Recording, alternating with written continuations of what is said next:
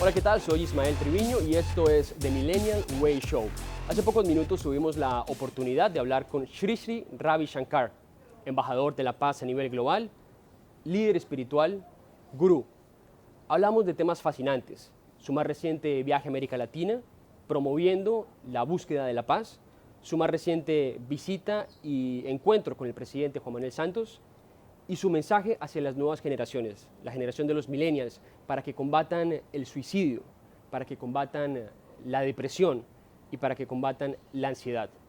Veamos lo que nos dijo y los invitamos a que nos comenten, nos cuenten qué tal les pareció la entrevista y así pues poder crecer mutuamente. Esto es The Millennial Way Show, empoderando las nuevas generaciones. Sri, I would like to start asking you about your trip to Latin America. You went to more than 8 countries, more than 13 cities in Latin America. How can you make a summary of this experience? It was very touching, this heartwarming experience. Latinos are very beautiful people with a lot of expression of life, very vibrant. At the same time, I saw there is so much need for peace in these countries. There's a lot of violence and distress, and so in these countries like Guatemala, Ecuador, Salvador, all these places, nature is so beautiful, people are so beautiful, but they just need a little bit understanding about inner peace. They are looking for it. It was a very heartwarming experience for me, because we went and met people in the prisons. I have given talks in the parliaments, and government, met with the government officials, and public talks with thousands of them attended the program. In one of those trips you had the opportunity to be in Colombia, and we have a lot of followers in Colombia right now that are watching this Facebook Live interview. And I would like to ask you, you were very involved in this peace process, promoting the peace in Colombia. How do you see this process handling when you being there, so that there's a lot of people that actually they're not looking forward for this process? What would be your message of peace? I don't think there is anyone who doesn't want peace. It's only the methodology. Some people want it in this way, some others want it that way. But everyone wants peace. I think the lack of communication, lack of understanding has created this no vote. Usually people who say no are more proactive than those who say yes. That's you true. See? But even those who say no, they also wanted peace, but they wanted with little amendments. And President Santos has made that now. He has changed those amendments and listened to the voices of people. So now there should be no problem. Another thing was justice to the victim. Now I would say justice means not tit for tat, not revenge. Justice is when someone asks for forgiveness, to be given forgiveness, to forgive them is the right thing to do. Sri, when you just mentioned the importance of peace and the importance of promoting this peace all around the world, I heard that you make this idea, and I would like to share a little bit and elaborate a little bit with our audience, and is that all the governments should expend at least 1 or 2% of their defense systems in promoting education for peace. Education for peace, yes. Because neither at home nor in school anyone teaches us how to find inner peace, how to calm the mind down, how to get to the center of your existence. And these techniques we must share and we must learn and we must teach to people. And once they have tools and techniques to manage their mind, so you know how to drive a car, but you don't know how to manage your own mind. this lesson we need to give. That is why I would say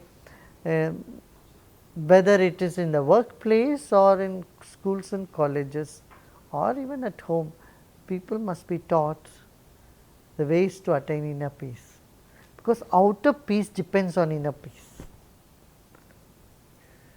You mentioned also this show is our focus is to send inspiring thoughts to the new generations, and you were concerned about the new generations actually have this problem with depression and anxiety, and that problem is sending, for example, here in the United States, to suicide methods in the prisons, in military, for example. You know, among the youths there is depression, anxiety, suicidal tendency and aggression.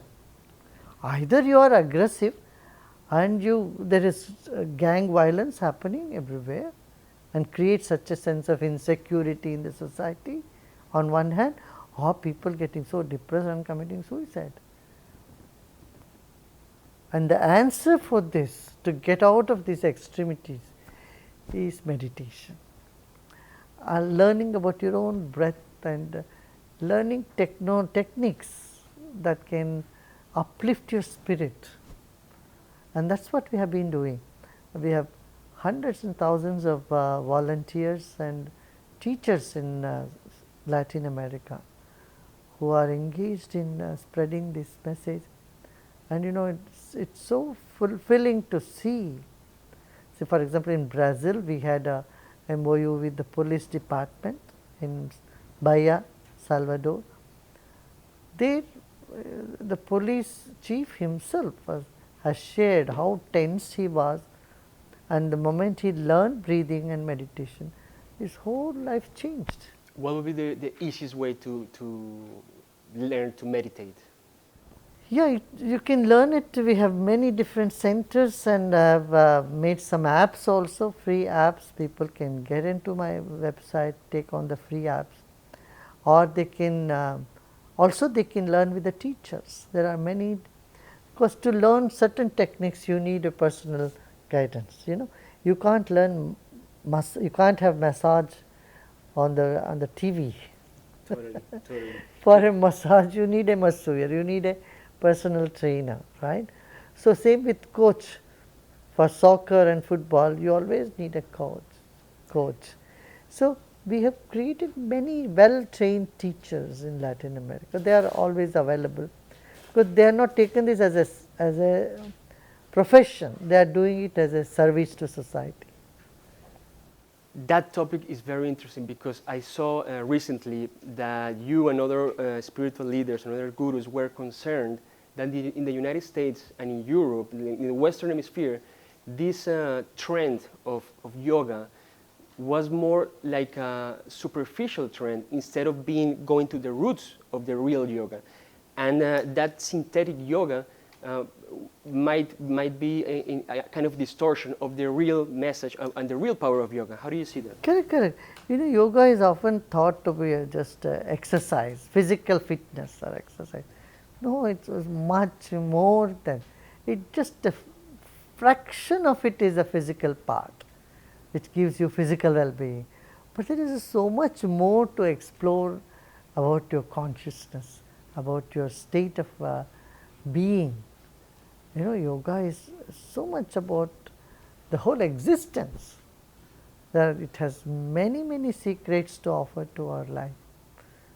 A yogi is one who has an undying smile and a happiness which doesn't wither away. And everyone is seeking for it. Everyone looks for a happiness that doesn't vanish. Correct? We recently interviewed Deepak Chopra, and he said that he wakes up every day at 4 a.m. and he do 2 hours of yoga meditation, and with that he is happy the rest of the day. In your case, what's your method? Well, in my case, I am in a state of meditation the whole day. Wow. It doesn't leave me at all. The state, so I don't make any effort to get into a meditation. Fantastic. We're circling here. You're right now in the World Happiness Summit. what will be your view, your summary of this important event, and how do you see it going further? I think it's good that people start talking about happiness, and especially the intellectual community, because happiness and love was all taboo for a long time in the world. You know, officials would never talk about happiness or love. They would only talk about business and how to make more money or how to make infrastructures and all this paraphernalia, paraphernalia of happiness, not the core existence, core thing of our existence, the central point of our existence, which is happiness. Everybody does anything just wanting happiness, right? So this aspect was not talked about much, but this is good. The first World Summit on Happiness can create more awareness, more people will understand and walk this path. Amazing. And just last question, Sri, your best advice to all your followers, all the new generation, new millennials that are watching you right now all around the world, because we receive questions from India, from Colombia, from Argentina, from Peru.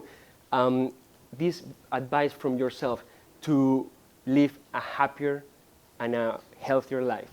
It's wisdom that can make your smile stronger. Don't make your happiness fragile, make it stronger with wisdom, number one. And then the world is here for you, beckons you to look and think out of the box and create waves of happiness. Yes? Get ready and engage yourself in creating a better society and better you. All the best.